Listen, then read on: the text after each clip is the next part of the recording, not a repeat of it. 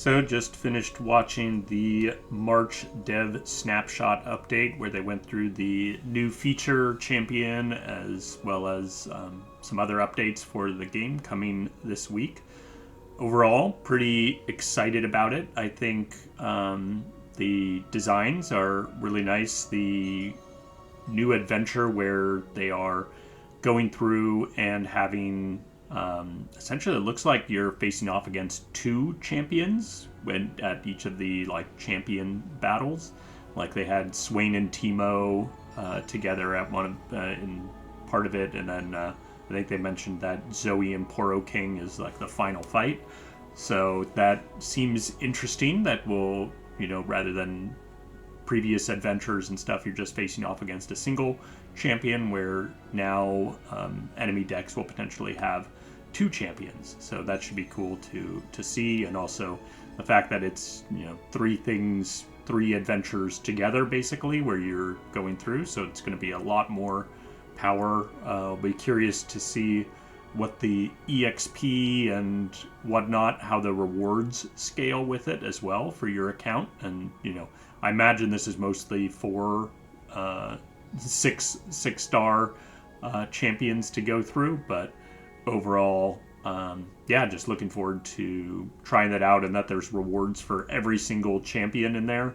It will be fun, especially pushing some of those weaker champions like the 3-star and stuff, and seeing how hard it is to get them through the whole thing. Luckily, since it does, scale for 3 adventures, I'm sure even your lower star champions, if you get through sort of the first section of it, once you get enough powers, it's probably not too bad to get to the end. So, we'll see how absurd it actually gets.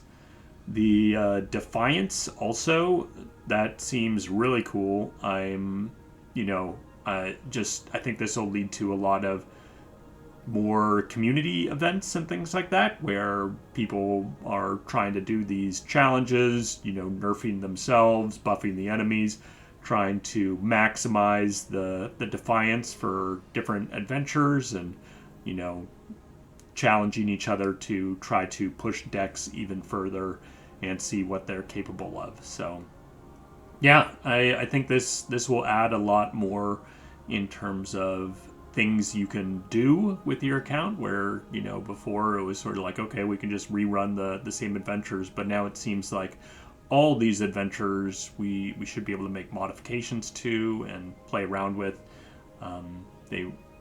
At least I think it's all adventures. I don't know, maybe they only have specific ones that'll be enabled with Defiance for a week or something. We'll have to see how it actually comes out, but it looks like that you can modify any of the old adventures with that. So hopefully that's the case. Then the news about the reduced content for the next few months, it definitely seems like they're putting a lot of attention on Riftbound, but as they mentioned in the video, this should end up benefiting Legends of Runeterra as well.